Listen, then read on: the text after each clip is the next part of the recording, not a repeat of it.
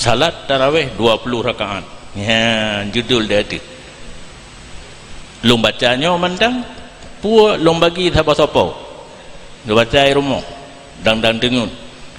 Be gaduh main punya internet, atau si menyogalak lang internet, lu pasal lang internet, hana payah main lagi nyo, tinggal main HP mendang kan, sen buka baca tu.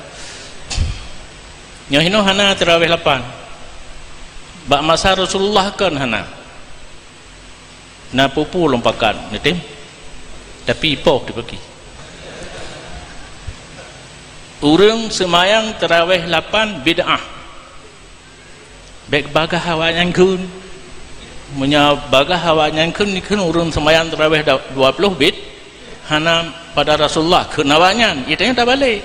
Urang semayang terawih 8 bid'ah, tidak ada masa Rasulullah. Yang nah hanya Jabir pegah.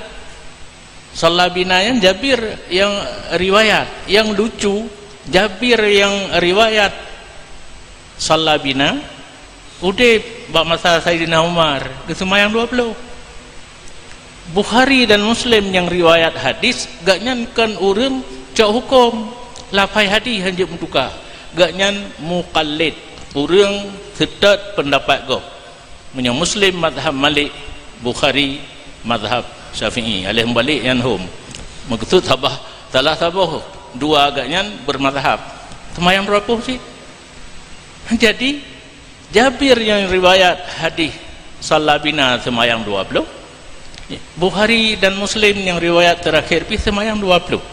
Pane urang yang lebih jarang daripada urangnya ka semayang 8. Sahabat 20, mujtahid 20, sepanjang masa 20. Makkah Madinah 20. Heran tu. Pak ketemu di sini jawabannya. Padu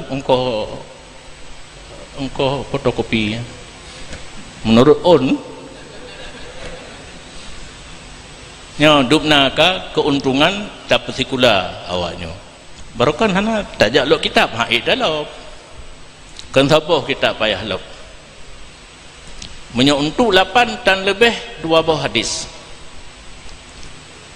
saboh hadis Jabir teladruk malam terakhir terawih hanya leh malam Nabi gebubut malam terakhir pas tinggal 11 rakaat dengan witir semayang di 8 rakaat dengan witir wow surat-surat kalau jalan gerog kamu semayang Nabi menolak 8 rakaat orang lain tengok gerog katengok gahek semayang igaknya telat teruk kahana tengok lah enggak kuat pegah habar lah duduk bak kedainya nak kedai raja pun hana jino kalau tak kafe espresso kafe americano